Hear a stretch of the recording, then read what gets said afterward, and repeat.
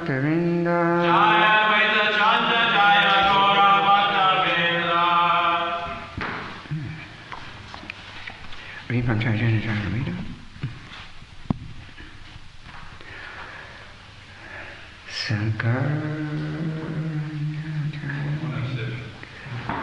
Sankaranyacharya Prikshira Ekasaka. Is that the one? Oh, 107. 107. Oh, okay. Srinatha Pandita Prabhura Kriparabhajana. Srinatha Pandita Prabhu Kripa Paravajana. Yanra Krishna Seva Deki Vasya Tribhuvana. Yanra Krishna Seva Deki Vasa Tribhuvana. Srinatha Pandita Prabhura Kripa Pajana. Srinatha Pandita Prabhu Kripaya Pajana. Yara Krishna Seva Deki Vatsa Tribhuvana. Yanra Krishna Seva Deki Vasa Tribhuvana. Srinatha Pandita Prabhura Kripa Pajana. Srinatha Pandita Prabhu Kripaya Pajana. Yara Krishna Seva Deki Vatsa Tribhuvana. Yanra Krishna Seva Deki Vasa Tribhuvana. Srinatha Pandita. The name of Srinatha Pandit, Prabhura of the Lord, Kripara of mercy, Bhajana, receiver, Yanra, his, Krishna Seva, worship of Lord Krishna, Deki, sing, Vatsa, subjugated, Tribhuvana, all the worlds. Translation purport by Srila Prabhupada. Srinatha Pandit, the 49th branch, was the beloved recipient of all the mercy of Sri Caitanya Mahaprabhu. Everyone in the three worlds was astonished to see how he worshipped Lord Krishna. Put, about 1.5 miles away from Komahata or Komahati, which is a few miles from Calcutta, is a village known as Kanchapada, which was the home of Shivananda Sena. There he constructed a temple of Sri Gaura Gopal.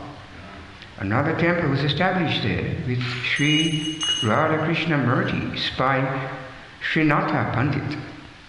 The deity of that temple is named Sri Krishna Rai, the temple of Krishna Rai, which was constructed in the year 1708, Sakabda, by a prominent zamindar named Nimai Mulik of Panduria Gata in Calcutta. Is very large. There is a big courtyard in front of the temple, and there are residential quarters for visitors and good arrangements for cooking prasadam. The entire courtyard is surrounded by very high boundary walls, and the temple is almost as big as the Mahish temple. Inscribed on the tablet are the names of Srinatha Pandit and his father and grandfather, and the date of construction of the temple. Srinatha Pandit, one of the disciples of Advaita Prabhu, was the spiritual master of the third son of Shivananda Sena, who was known as Paramananda Kavikarnapura. It is supposed to be during the time of Kavikarnapura that Krishna Rai deity was installed.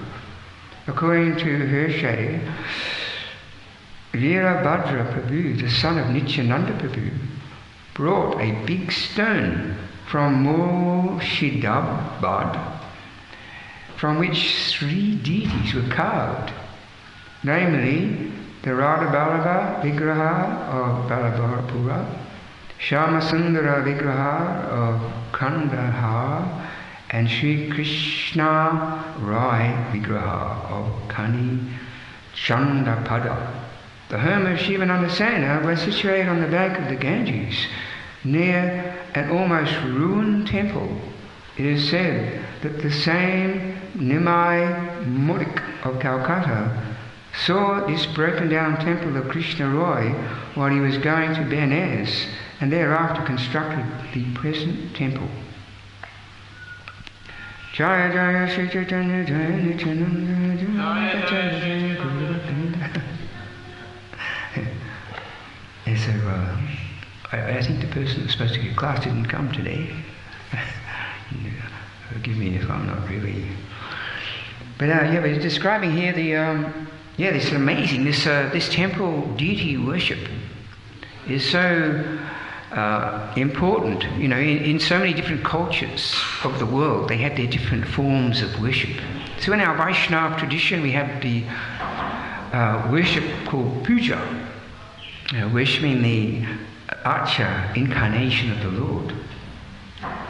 And this is Krishna's mercy, because in our present material condition, with our material eyes, we cannot see the Lord face to face. So he mercifully appears in a form which is visible, which we can see with our eyes, and he can accept our worship. Because some people may question, is the actual deity in the temple actually Krishna himself, or is it just a representation of Krishna, just like a statue to remind us of Krishna? So according to our Vaishnava literature and the great Vaishnava acharyas, they teach us that the Lord in the temple, in his Archa Vigraha form, is actually Krishna himself, non-different. And he can reciprocate with devotees according to his desire and according to the level of their bhakti. And there's so many instances of that. Just like there was one story, there was one very famous, he was a devotee, and he used to travel on Lord Chaitanya's Sankirtan. You know, because Lord Chaitanya travelled all over India, from the mountains to the oceans. And he turned this congregational chanting into a mass movement, where there was hundreds and thousands of people chanting and dancing ecstatically through the towns, streets, villages, caught up in this tidal wave of ecstatic emotion. So there was one devotee, he used to travel with Lord Chaitanya's Sankirtan party, but he got very old and he couldn't travel anymore. So he asked Lord Chaitanya and Lord Nityananda, he got their permission if he could make a life-size murti of them in his village, in his little temple there, and he could worship them. And they gave their permission. And one day, he was worshipping this beautiful, probably Nimwood, I think it was, beautiful forms of Lord Chaitanya and Lord Nityananda. And then Lord Chaitanya and his Sankirtan, they came to that village to see that devotee. And then when they were about, he was so happy to see Lord Chaitanya and Lord Nityananda get their darshan. As they were leaving, this devotee, this old devotee, he said, as they were walking away, he said, "Stop!" He said this to Lord Chaitanya and Lord Nityananda, "Stop! Don't go." Then he pointed to the deities, he said, "You stay, let them go." And suddenly the deities came to life and they started walking off. And then he said, "Stop!" to the deity. He said, "Stop." Then he pointed to Lord Nityananda and Lord Chaitanya, who had become the deities. And he said, "You stay, let them go."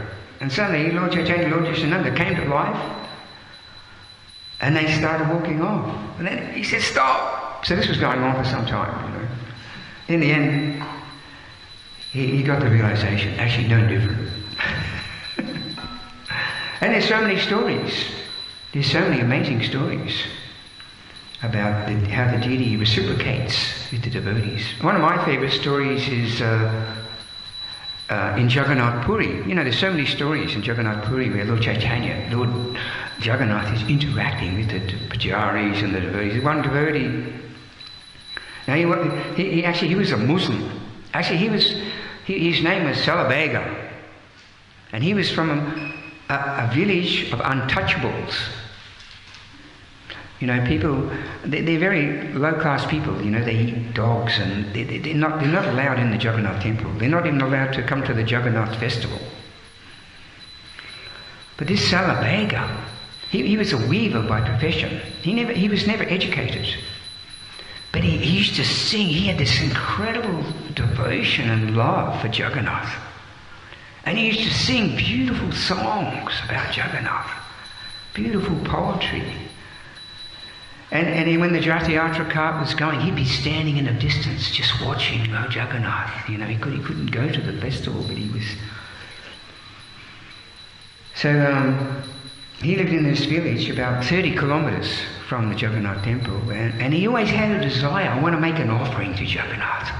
He had this big desire in his heart. And one day, he carried this big basket of mangoes, 30 kilometers, you know, from his village to the Jagannath Puri temple, because he couldn't go to the temple, but he was sitting out in the field with this basket of mangoes, and he was making his offering out there in the field.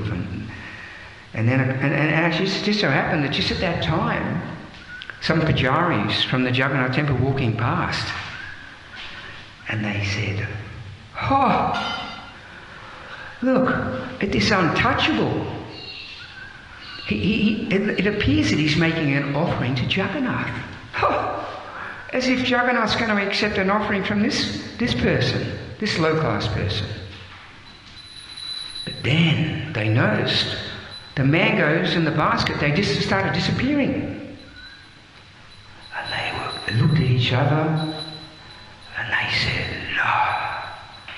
And then they ran to the temple.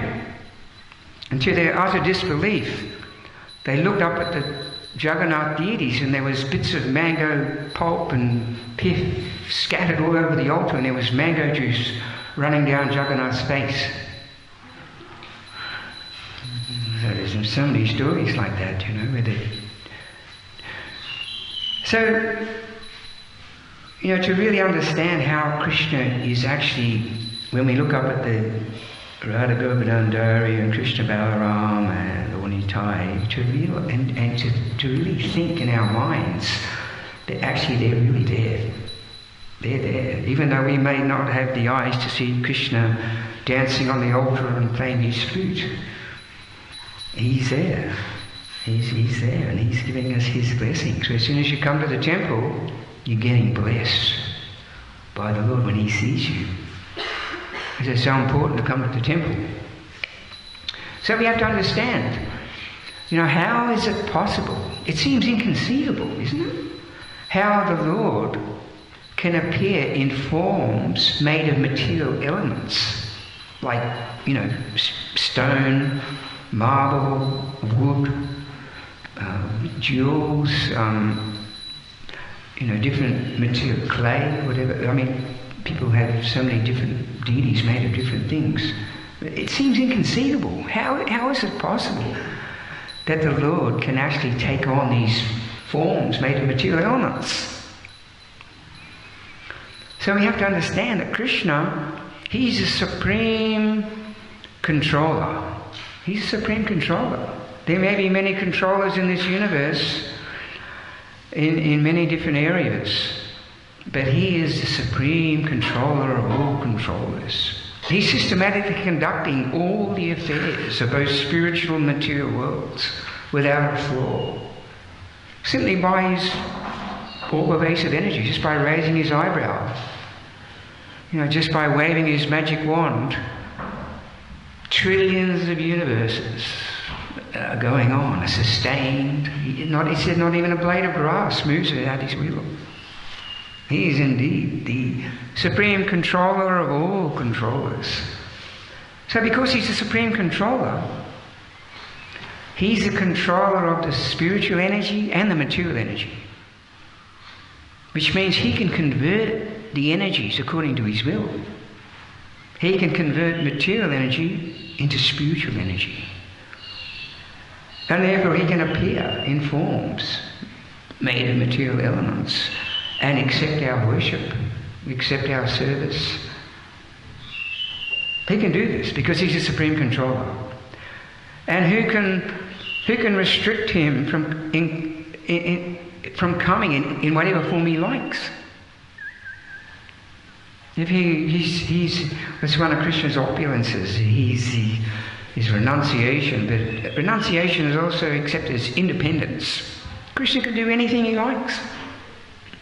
He's not under any kind of restriction of material laws that govern the world, or even social convention, or he's just he's on the train. He's in another realm, another dimension, spiritual dimension, transcendental platform. So Krishna appears in these forms, these favourable forms, just so we can get his darshan, and also ultimately to help us remember that Krishna is actually a person. He's a person. He's not just some energy or some spirit or something to be imagined. He's a person. He's a transcendental person, and he reciprocates the love and devotion of his devotees. And it's many devotees have even had Krishna's revealed things to them through this Archer incarnation. And Srila Prabhupada, when he was installing the first Radha Krishna deities in the temple, I think it was Rukmini Dwarkadish in Los Angeles, I think it was. He gave a very powerful, strong lecture. Actually, he said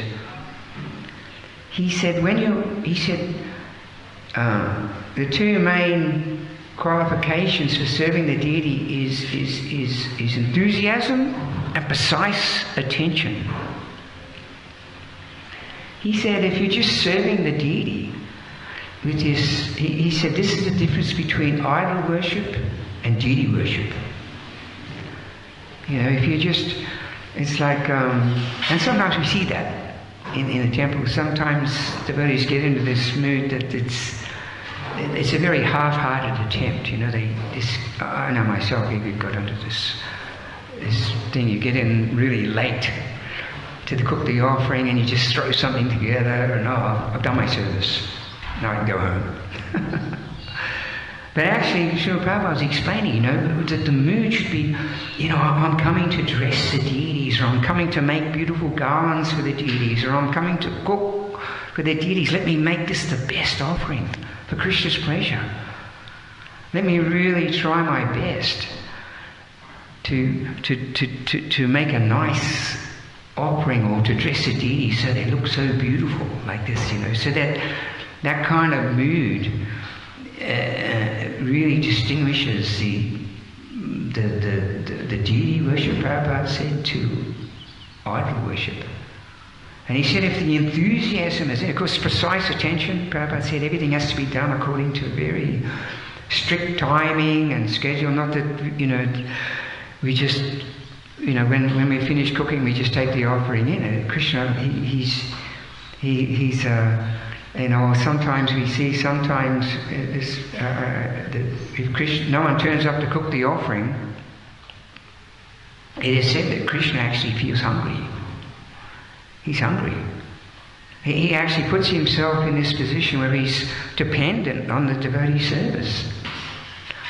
And actually in that story of Madhavendra Puri, we read that the deity was so anxious that Madhavendra Puri, he was in the bush, right? He was thinking, when is Madhavendra Puri going to come and serve me?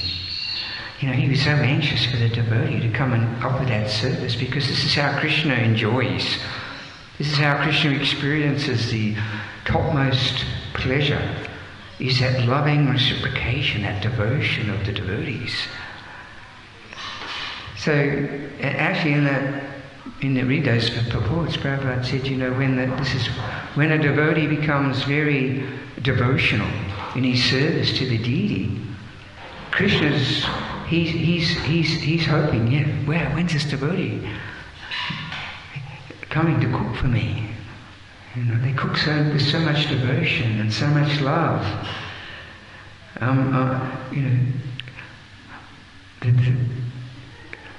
So that's what we're aspiring for. That Krishna is really anxious to receive our service. So Prabhupada was saying, if there's enthusiasm there, if you really think Krishna is really there, and I've got to really try and make my best to please him, and there's punctuality there and precise attention, then Prabhupada said, then this very Krishna will actually speak to you.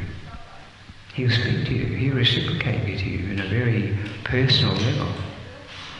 But if you just think that this deity in the temple is just a brass-made doll, or just a marble statue, then he will simply remain that for you forever. So it's so we have to really kind of remind ourselves, when we come to the temple, this is actually Krishna. This is really Krishna. Prabhupada said we have to be very, very careful. We're actually dealing with Krishna personally. So it's a very, very special opportunity, this deity worship. And of course, it's meant to. It's one of the angas of bhakti, this worshipping the deity. It's a way in which we can purify ourselves of material contamination and non-devotional tendencies, and these types of material anarthas in the heart can be purified away just by worshipping the Lord in the temple with love and devotion. And we see that people all over the world, when they when they come to the temple, they feel incredibly enlivened. I'm connected to the Bhakti Center up there, and we get a lot of Indian people coming in, and they don't really actually understand so much about who Krishna is, or who Lord Caitanya is, or who Jagannath is, but most of those Indian people have been coming to the temple since they were like little kids, little children. Their parents have been taking them to the temple. It's their tradition. And when they come to the temple, you can see they experience this incredible mood, this devotional mood. They feel so enlivened and uplifted, and they chant and they dance and they offer prayers to the deity. They bring gifts. That's a wonderful. I just like when I was in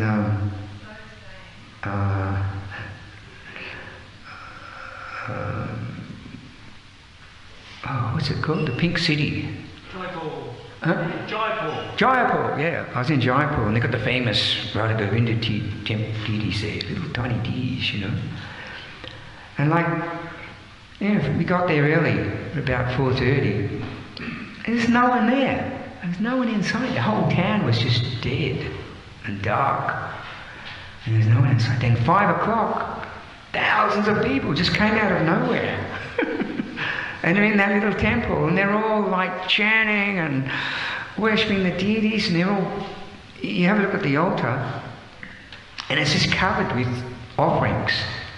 The farmers, local farmers, and local people from the town, everyone brings depending on what their material status is. Some people just bring a handful of rice, and they put it on the altar, a handful of wheat, or some veggies from their garden.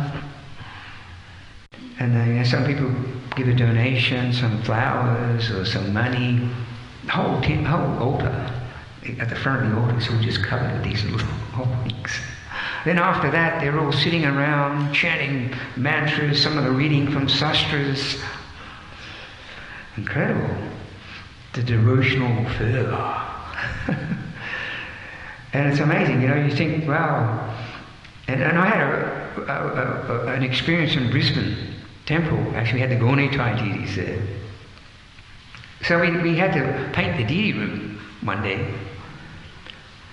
So we took the deities out. I had to put them in the paraphernalia room. In the temple, there was no deities there. You go into the temple, it's just like a normal room. There's just nothing. No, you just can't feel anything there. When the deities are there, you go in there. feel their presence. It's there. And this is what we experience actually when we come to the temple. It's a wonderful feeling, just being in their presence, getting their darshan, getting their blessings, getting their mercy.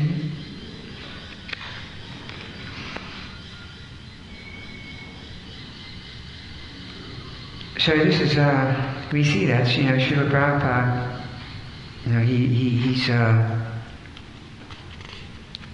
he came to America in 1965. He opened his first temple in New York City, where he started teaching people about the importance of awakening their love for the Supreme Lord through this chanting of his holy name.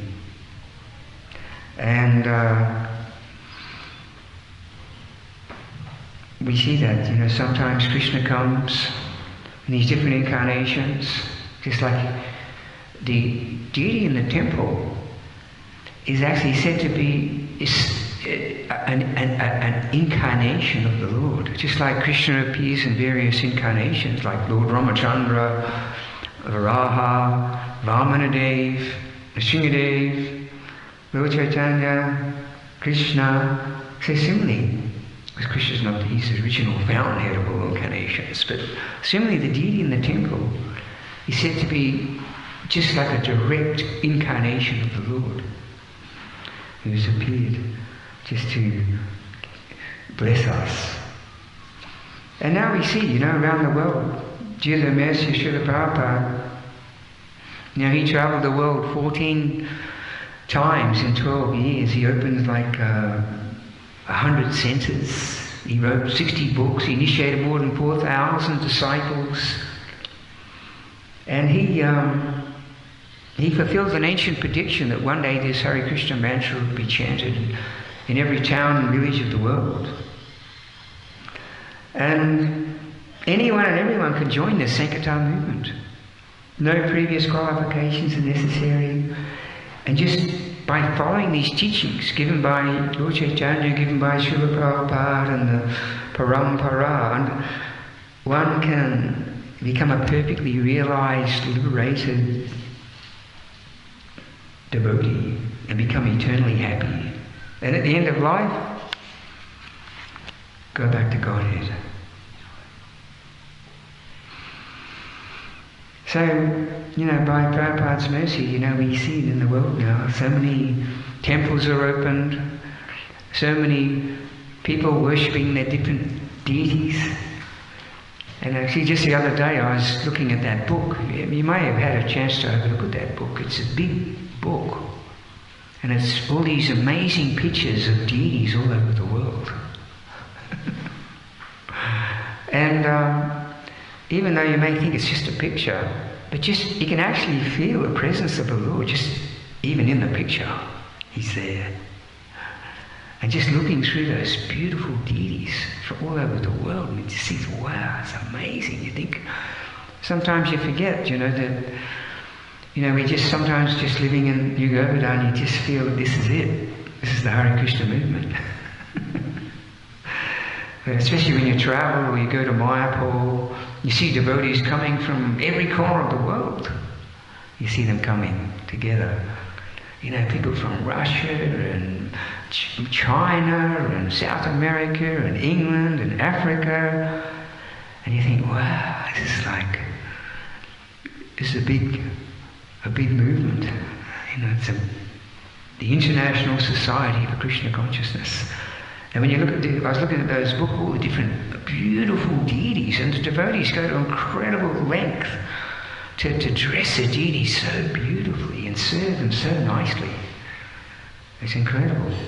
And this is all going on by the mercy of Srila Prabhupada, who introduces this puja, this deity worship. And it's an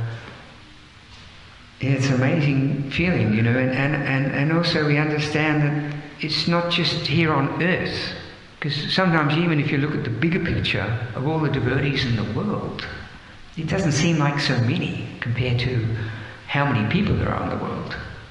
But actually, according to the Vedic scriptures we learn in our bhakti school, that actually we're not a minority group.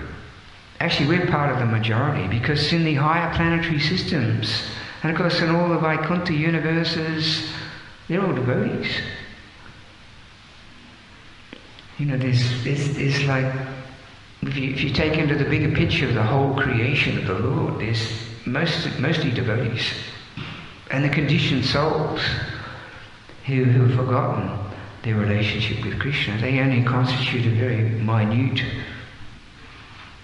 number, actually. So we're part of the majority, you know. Okay, I'll just finish here. Does anyone have any questions I'd like to ask? Jai Shri Prabhupada Ki Jai. Shri Shri Radha Govardhana Krishna Balaram Yogira Shri Shri Gaunitai Ki.